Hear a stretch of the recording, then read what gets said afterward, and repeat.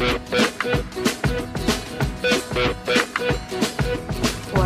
I met you, I didn't know what to do. I was tired, I was hungry, I fight. Now I'm away, I ride home every day, and I see you on the TV at night. Bonjour à tous, Avis de Tendance, c'est l'émission qui vous rafraîchit les idées. Au programme de ce 26 minutes très lifestyle, de la mode, du design, de la gastronomie et des tendances. Et aujourd'hui, j'ai la chance de recevoir comme invité l'un des rois du stand-up en France. Il est actuellement sur la scène du Théâtre du Splendide dans son nouveau spectacle, baptisé Nouveau Spectacle. Il fait partie de la jeune génération des humoristes français, Mustapha Alatrassi. Et justement, le voilà qui arrive. Bonjour. Bonjour. Ça va bien, c'est vous aussi. Est-ce que tu veux que je t'ouvre? S'il te plaît. Ça serait pas mal. À tout.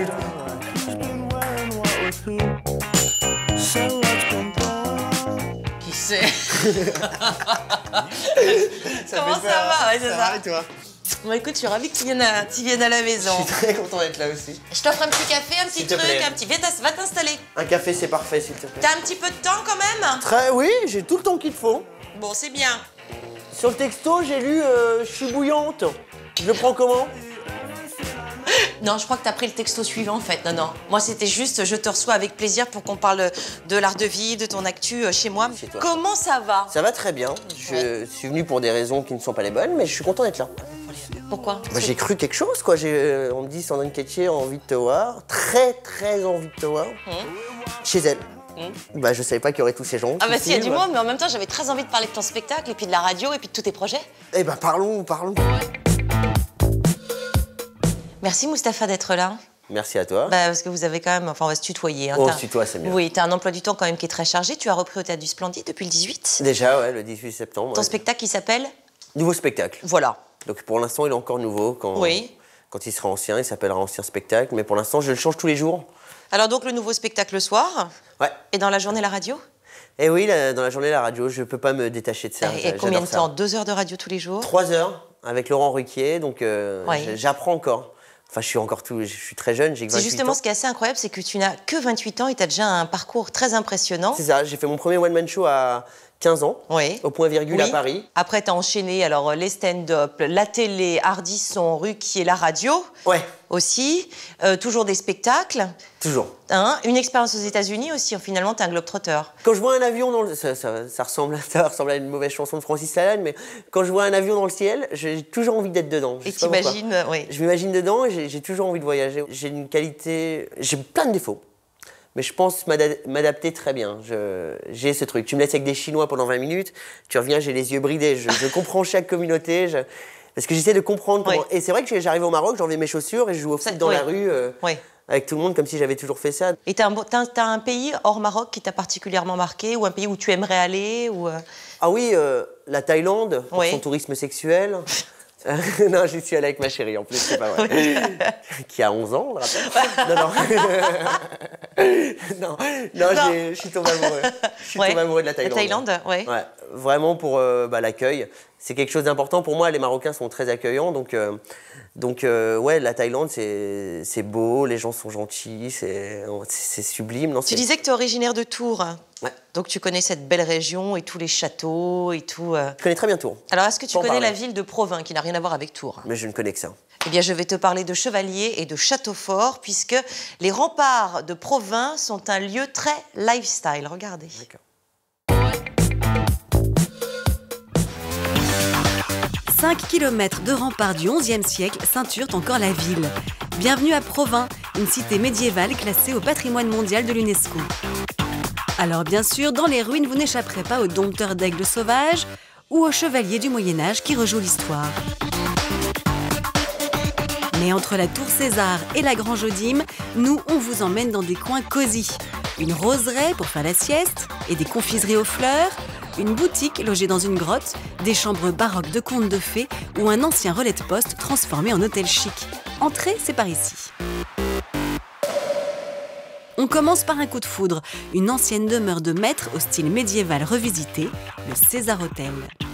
Donc l'idée, c'était de créer quelque chose de moderne Et bien sûr, c'était de faire plusieurs clins d'œil au côté médiéval. Donc ça, il y a des clins d'œil comme ça, on retrouve dans les couloirs justement des séquences de tapisserie qui ont été extraites du musée de Cluny, qui retracent le style et l'époque. Et l'idée, c'était de les surdimensionner, de les recadrer pour en faire des éléments, on va dire, beaucoup plus modernes.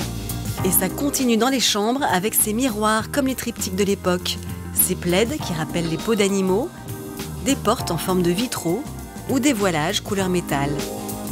Donc le rideau qui est directement inspiré de la cotte de maille des chevaliers. Donc c'est un rideau, c'est pas de la vraie cotte de maille, hein, c'est un textile. Mais il est gris, il a les reflets, il a la brillance du côté argenté. Au niveau des lustres, je voulais vraiment qu'on retrouve l'esprit des gros lustres à chandelier avec les bougeoirs. C'est juste un cerclage avec de la LED à l'intérieur. Et ça évoque encore d'une manière subtile l'esprit de la grosse roue de charrue dans lequel on venait planter les cierges. Ouvrez les fenêtres, une église du XIIe siècle apparaît comme un tableau. Et ces carreaux du Moyen-Âge forment un tapis de céramique.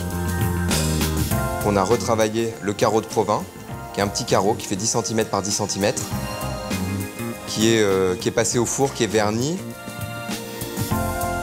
Le carreau de Provins est un des symboles de la ville. L'un des rares ateliers en France qui le fabrique se trouve près des remparts. Alors sa particularité, c'est qu'il n'est non pas peint ni fait avec un pochoir, mais le motif est incrusté. Dans les sillons creusés, on verse de l'argile blanche, puis le carreau cuit 14 heures au four. Voilà le résultat, un matériau devenu tendance pour la maison. Avec ses ruelles d'autrefois et ses maisons anciennes, Provins est parsemé de souterrains. C'est donc dans une grotte, baptisée les Héritiers du Temps, qu'on file chiner des vieilles malles de voyage, des cages à oiseaux ou des pendules. Avant, ici, il s'agissait du cachot, car la maison en pierre qui est juste au-dessus était donc le tribunal. Et donc ici étaient enfermés les gens en attente d'être jugés. Donc on a beaucoup d'horloges, beaucoup de pendules ici. Ça reprend vraiment les styles et les inscriptions à l'ancienne avec les hôtels, les maisons de champagne, les maisons de vin. On aime aussi beaucoup les cages à oiseaux, comme ces modèles-là, donc ils sont en plein de formats, en petit, en moyen, en grand. Que nous on a détourné pour mettre des fleurs, pour mettre des bougies. La rose, c'est l'autre symbole de Provins où elle a été cultivée pour la première fois. Alors on part pour une petite sieste dans une roseraie de 3 hectares où les effluves se respirent sur des chaises longues. C'est un endroit où on se pose, où il est agréable de se parler. On rencontre différents parfums à l'intérieur de la roseraie. Ça va du parfum du poivre, en allant au parfum du bonbon anglais, en allant à l'agrume, en allant au thé. En 1240, la rose faisait même la richesse de Provins. Cette rose, quand on cueillait un kilo de pétales de rose à l'époque, ce kilo était vendu plus cher qu'un kilo d'or à l'époque. La rose se décline aussi en bonbons et gâteaux. Le confit de pétales de rose et les guimauves du pâtissier Étienne Gauffilier sont mondialement réputés. Les guimauves à la rose, c'est fait à base de blanc d'œuf monté et d'essence de rose. Il en part 100 kg toutes les semaines de notre établissement pour être dispatché dans le monde entier. Le confit de pétales de rose, ça a notamment été offert à M. Sarkozy, à M. Chirac. C'est pas une confiture. On retrouve les pétales de rose à l'intérieur cristallisés. Ensuite, nous avons plein d'autres petites choses qui sont venues se greffer là-dessus. Les diamants à la rose, qui est une pâte sablée très très friable. Les meringuettes à la rose, les petits sablés à la rose à base de graines de sésame. À quelques rues de là, cachée derrière une grande porte, se trouve aussi la maison d'hôte de Stella Cadente, où la créatrice de mode abrite ses rêves fantasques. Nous sommes ici dans les salons du soir. Et la particularité de cette pièce, c'est le côté animal, que Stella Cadente aime beaucoup. Donc c'est pour ça qu'on a des trophées. C'est pour ça aussi que nos rideaux, par exemple, sont équipés avec des peaux de lapin, des plumes. Et cette cage d'escalier, elle est recouverte de feuilles d'or. 4000 feuilles d'or sur les murs. Ici, on est comme dans un donjon avec des portes dérobées. La chambre d'Alice au Pays des Merveilles côtoie celle du Chat Botté ou de la Reine Blanche, du baroque chic avec des drapés sur les rideaux et des couleurs au mur. Ici, dans les appartements privés de Stella Cadente, elle a recréé le maquillage d'une femme. C'est pour ça qu'on retrouve ces teintes poudrées sur les murs, que l'on a ici sur les poutres, des teintes irisées comme du fard à paupières, de même au niveau du sol.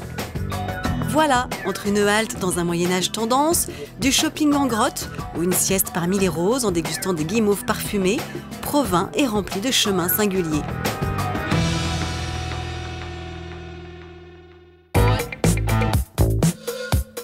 Et oui, gros coup de cœur pour la maison d'hôte Stella Cadente. C'était sublime. Ouais, c'est sublime. Alors j'imagine que quand tu voyages pour ton plaisir ou pour le boulot, tu vas dans des beaux hôtels. Est-ce que tu es sensible à la déco, à l'atmosphère? Est-ce que c'est quelque chose que tu aimes ou alors au contraire tu pourrais dormir n'importe où Moi je peux dormir n'importe où, mais oui, j'aime bien me faire plaisir de temps en temps. Ouais. J'ai du mal avec le style baroque, un peu...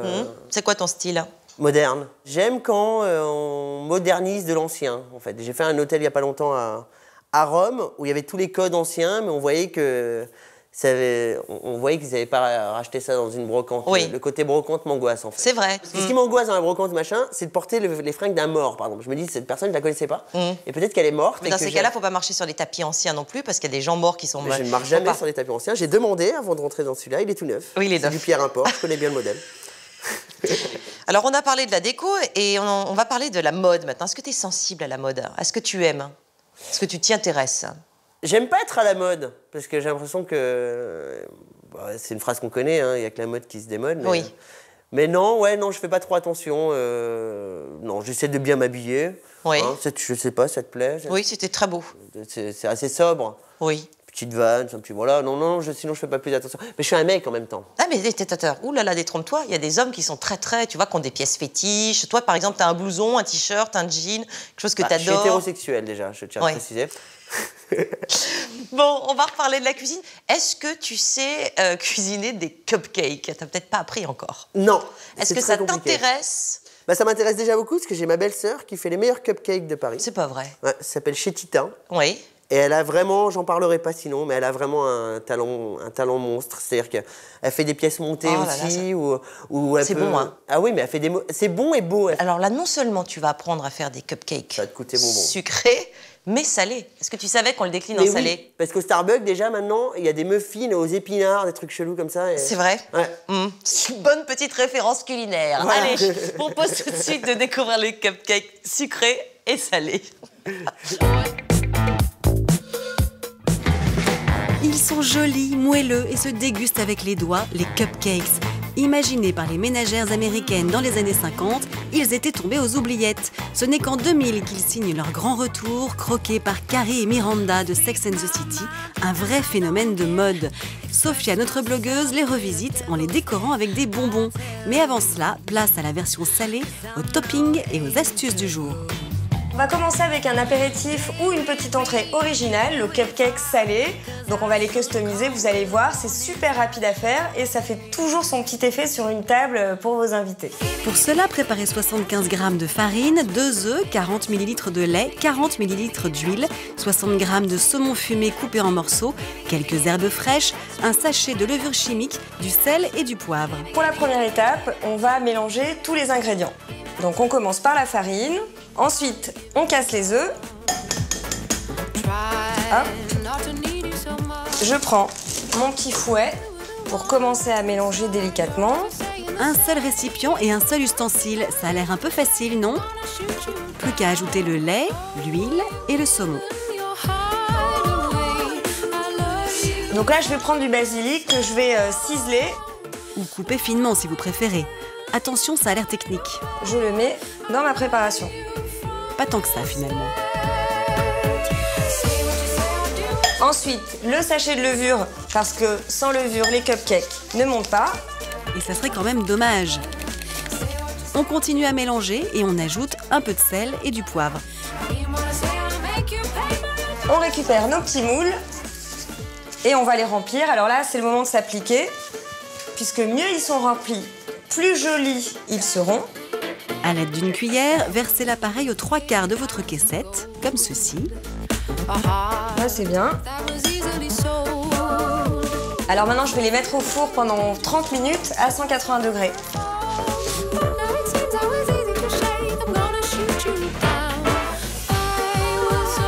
Alors, verdict? Ils m'ont l'air pas mal du tout. Ils sont bien dorés à souhait. Alors maintenant, on va passer au topping. Mais avant ça, je vais vous dévoiler 2 petites astuces. Il nous faut 50 g de parmesan, quelques herbes fraîches, 2 cuillères à soupe d'huile d'olive, du papier film et du papier cuisson. Et on commence avec les chips de parmesan. Et vous allez voir, c'est super facile. Ça se fait en 2 temps 3 mouvements. Vous faites juste comme ça des petits tas sur du papier sulfurisé. Vous les étalez au doigt, comme ceci. Et direction le four pendant 3 minutes en mode grill et c'est terminé. Place à la seconde astuce. Alors pour cela, j'ai choisi du persil et des petites feuilles de basilic violet, puisque je trouve ça un peu plus joli. Un truc qui marche aussi avec d'autres herbes plates comme la menthe ou la sauge. Bon, et pour notre recette alors? On a besoin d'une assiette recouverte de papier cellophane. Et quelques coups de pinceau plus tard, enfin d'huile d'olive, on dispose bien à plat les feuilles de basilic et de persil. Ça sert à quoi exactement? En les disposant de cette manière entre 2 feuilles de cellophane avec de l'huile, ça permet de les frire sans utiliser de friteuse. Pratique, pratique, surtout pour quelques feuilles. Il ne nous reste plus qu'à rebadigeonner et réemballer notre assiette, la passer 1 minute au micro-ondes. Mais attention, pas n'importe comment. Donc là, pour la cuisson, on va pas faire 1 minute d'affilée, on va faire 30 secondes une fois, on retire, on remet 10 secondes, on retire, on remet 10 secondes, on retire et on remet 10 secondes. On les retire du film et on réserve. Pour décorer et personnaliser nos cupcakes, on va s'atteler au topping. Topping en américain désigne la garniture sur le top de notre gâteau. Pour cette version salée, Sophia mélange simplement du fromage frais avec du sel, du poivre et du piment d'Espelette. Donc il ne nous reste plus qu'à le mélanger et à le mettre dans la poche à douille. Alors à présent, on va décorer nos cupcakes. Donc je prends mon fromage que j'applique comme ceci, mes petites feuilles de basilic et également ma chips de parmesan qui a cuit, que je vais casser en 2, ça sera plus joli. Et vous pouvez ajouter quelques œufs de saumon, une idée gourmande. Alors on passe au sucré, c'est le même principe que pour les salés. Donc on commence par mettre la farine, à laquelle on ajoute 100 g de sucre en poudre, 2 œufs, un sachet de levure chimique et un autre de sucre vanillé. On mélange un peu avant d'ajouter les 40 ml d'huile. Et là on fait un peu de sport, on touille. Comme pour la préparation de la pâte salée, vous remplissez aux 3/4 les caissettes avant de les enfourner pendant 25 minutes à 180 degrés. Pendant ce temps, vous pouvez préparer le topping avec 100 g de chocolat blanc, 30 g de sucre glace, 120 g de beurre mou et 3 cuillères à soupe de crème liquide. On va dans un premier temps prendre notre chocolat blanc, le mettre dans un bol, alors vous pouvez casser les morceaux. On y ajoute la crème. Et je mets ça au micro-ondes. Pendant 1 minute 30. J'ai plus qu'à rajouter mon sucre glace et mes morceaux de beurre. On mélange et place au dressage. Alors avec notre glaçage au chocolat blanc, on va venir habiller nos cupcakes sucrés à la petite cuillère. Et c'est là que vous faites marcher votre imagination. Des perles, des étoiles, du sucre brillant, tous les bonbons et les idées sont permis. Sucrés ou salés, ces petits gâteaux individuels en jettent et sont parfaits pour un dîner entre copains.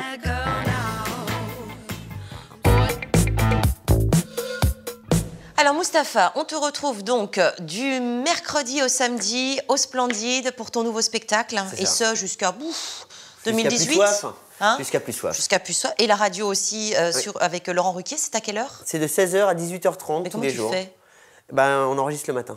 Oh là là. Voilà, c'est un secret que j'aurais jamais dû dévoiler. Mais... T'as eu le temps, au milieu de tout ça, d'écrire ton premier long métrage? Ouais, ça c'est... Et alors ça te travaillait depuis longtemps? Depuis très longtemps, mais je n'osais pas le faire ou c'était pas le moment. Il y a des fois où tu saisis un certain moment et ça m'a pris 2 ans. J'ai écrit pendant 2 ans. Bon, et j'ai hâte que tu nous reviennes pour nous en parler. Je reviendrai avec plaisir. Voilà. Vous avez hâte que j'arrive? Ah, surtout, on Comment disait, ça va, Oscar? Comment ça va? Ça va? Ça va? Salut Sandrine. Tu vas bien? Mais je vois que tu nous as amené des coussins à moustache. Ah, j'aime beaucoup. C'est la tendance? Alors, on va parler d'une tendance qui se prend pas la tête, qui se prend pas au sérieux, c'est la tendance fantasy. Alors, c'est quoi? C'est un mélange de fun et de fantasy. D'où le coussin à moustache. Exactement. Et pour ça, on va aller direction Maison et Objets. C'est le plus grand salon de la décoration. C'est là où se définissent les tendances. Et vous allez voir, ça va mettre de bonne humeur. Allez, on regarde leur partage.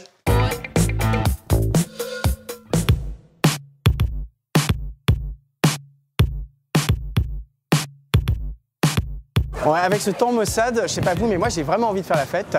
Écoutez, ça tombe bien parce que l'univers de la mode maison aujourd'hui est à la bonne humeur. Et vous allez voir, les créateurs nous ont réservé plein de surprises avec beaucoup d'humour. Allez, c'est parti, petit tour du côté de la tendance fantasy. Et pour cela, direction le Parc des Expos à Villepinte pour le salon Maisons et Objets. Prêt à chambouler vos limites, à découvrir de nouveaux horizons? Voici un univers haut de gamme 2.0.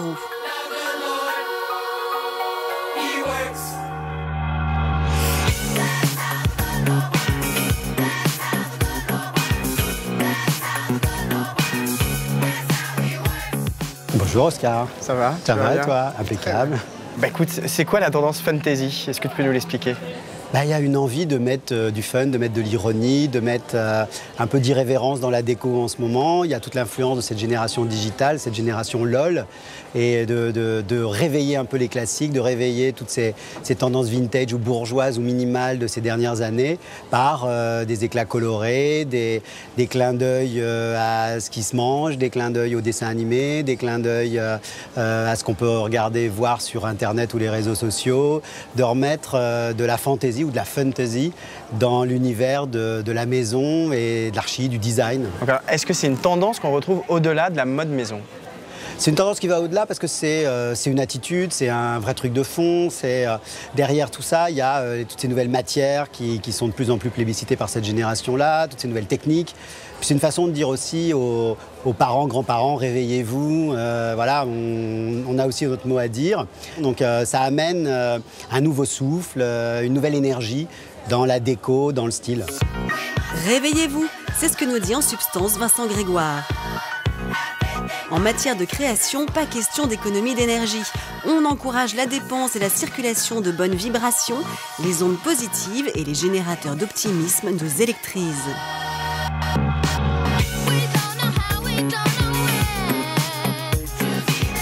Je trouve pas le... Et oui, on s'amuse avec les formes aussi et les t-shirts deviennent XXXXXL. Bonjour Oscar. Alors, pourquoi les designers s'amusent autant à détourner les choses en ce moment? Alors, est-ce que c'est une réponse à la crise ou peut-être on a besoin d'aller chercher des choses un peu, d'aller piocher dans des univers différents, d'aller chercher un peu de fantaisie pour redonner peut-être un petit peu de peps à un quotidien qui est peut-être un petit peu tristouné? C'est peut-être ça la réponse. Donc c'est pour s'amuser? Moi, je pense que c'est pour s'amuser. On a tous besoin d'un petit peu de fantaisie. Voilà.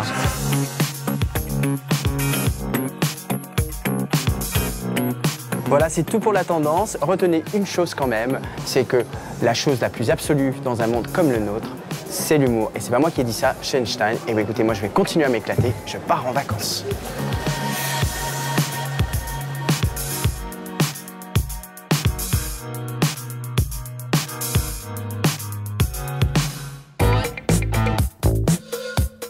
Bon bah alors c'est une tendance, vous l'avez vu, qui se prend pas la tête. Comme l'explique Vincent Grégoire, qui est le gourou des tendances, dans le reportage, bah, c'est vrai que les designers ils ont retrouvé le sourire. Donc on en a marre un peu de cette ère un peu maussade qui est autour de nous. Et puis du coup ils ont envie de s'amuser. Et à notre plus grand bonheur, parce que du coup ça donne des objets assez drôles, assez ludiques. Alors les codes de cette tendance, ça va être des choses colorées, des choses décalées. On va jouer le motif, le trompe-l'œil. Bref, on va s'amuser. J'ai quelques exemples en plateau. Petit poil et de la moustache. T'as dit ludique, t'as oublié le crayon. C'est très sympa. Donc bonjour, je vous présente la nouvelle tendance coussin. C'est pas possible. On sait également, je vous ai ramené un magnifique objet. Donc qu'est-ce que c'est cet objet? Je vois que Sandrine est morte de rire, elle déteste mes produits. Ça m'angoisse. Mais t'es venu nous faire peur en fait. C'est censé être décalé parce qu'on joue avec les codes classiques en fait et on s'amuse avec eux. Il a un œil en moins. Et donc, mais oui, en fait, c'est pour accrocher à votre porte, hein, pour regarder au travers qui se pointe chez vous. Et en même temps, c'est décoratif parce que souvent, on a des portes qui sont pas très jolies. Au moins, ça met une petite pointe déco. J'ai une dernière surprise si on a dit qu'on se prenait pas la tête. Et pour Sandrine, au nom de toute l'émission, il faut que tu t'entraînes chez toi à chanter parce qu'on sait que tu adores chanter en off. Oui. Et voilà. Merci donc, beaucoup. C'est un micro. C'est un vrai? C'est un faux pour que tu t'entraînes. Écoute, et on viendra chez toi toutes les semaines pour voir si tu t'en sers vraiment. Merci beaucoup, Oscar. C'est un très bel objet. On se retrouve la semaine prochaine avec une tendance encore un peu dingo. Bon, dingo, je ne sais pas, mais en tout cas... vous le faites très bien. On a bien rigolé. Moustapha, merci d'avoir été notre invité. On a passé un bon moment. Un plaisir. On vous écoute à la radio, on vient vous voir au théâtre, on a hâte de voir votre première réalisation. Et vous êtes à la maison, vous revenez quand vous voulez. Merci infiniment, à très vite. Et puis quant à moi, je vais tout de suite rejoindre Christine Goguet, rédactrice en chef de La Parisienne, qui va nous parler de ses coups de cœur et de ses coups de griffe.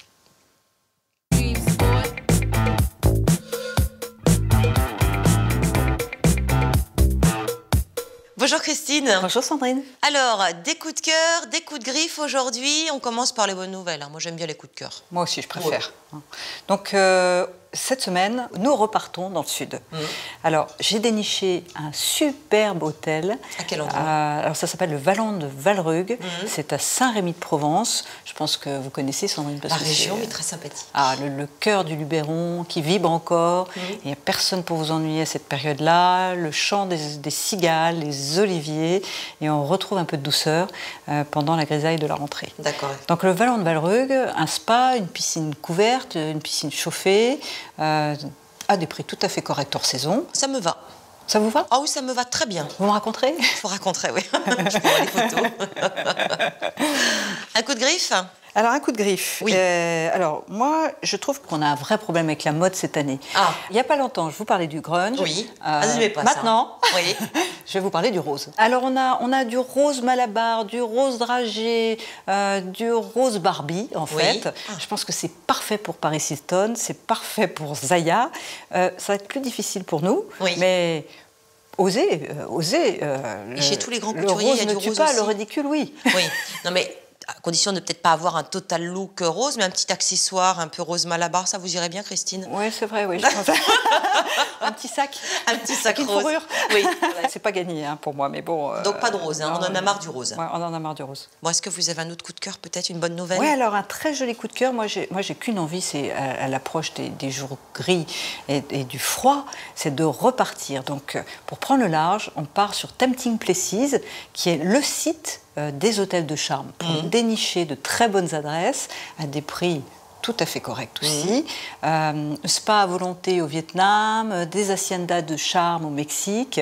Tempting Places, vous surfez et vous êtes ailleurs. Je ne sais pas pourquoi, mais j'ai l'impression que vous n'avez pas tellement envie d'être à Paris, entre les hôtels dans le sud et les hôtels... La Parisienne a envie de prendre le large, de prendre la poudre d'escampette. La Parisienne s'exporte. Oui, en tout cas, ce sont de très bonnes idées et de très bons plans. Effectivement, le petit spa au Vietnam, enfin moi je ne dis pas non, surtout à l'approche de l'hiver, c'est quand même bien agréable. Alors c'est temptingplaces.com.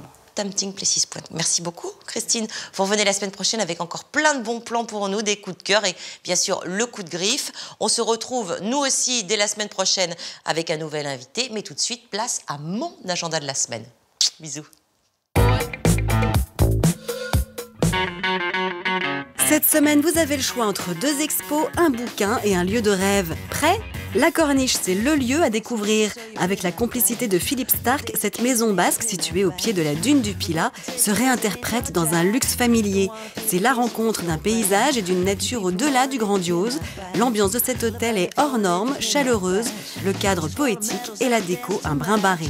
Histoire des formes de demain, c'est l'expo à voir, reflet des préoccupations de son époque, mais également des fantasmes ancrés dans le futur. Le design est un témoin de son temps. La Cité du Design de Saint-Étienne retrace son évolution à travers plus de 200 pièces. Le visiteur remonte ainsi jusqu'à la révolution industrielle où se retrouve plongé au cœur d'époques plus contemporaines. À voir jusqu'au 26 janvier. Le bouquin de la semaine est aux éditions Duchesne, avec un ouvrage de Guy Martin. Le grand chef étoilé, à qui l'art inspire couleurs, structures et saveurs dans sa cuisine, nous présente 50 recettes exclusives. Il retrace également l'histoire de ce restaurant d'exception qu'est le Grand Véfour. La magie du lieu, du service et de la cuisine sont réunies dans ce superbe livre vendu sous coffret. Enfin, notre coup de cœur de la semaine, c'est l'expo 1925, quand l'art déco séduit le monde. Forme géométrique, pure et dynamique, le style art déco se caractérise par son attractivité et sa vivacité. Une suite de séquences thématiques s'attache à démontrer les clés du succès international de ce style et de ses influences. C'est du 16 octobre au 17 février à la Cité de l'Architecture et du Patrimoine à Paris.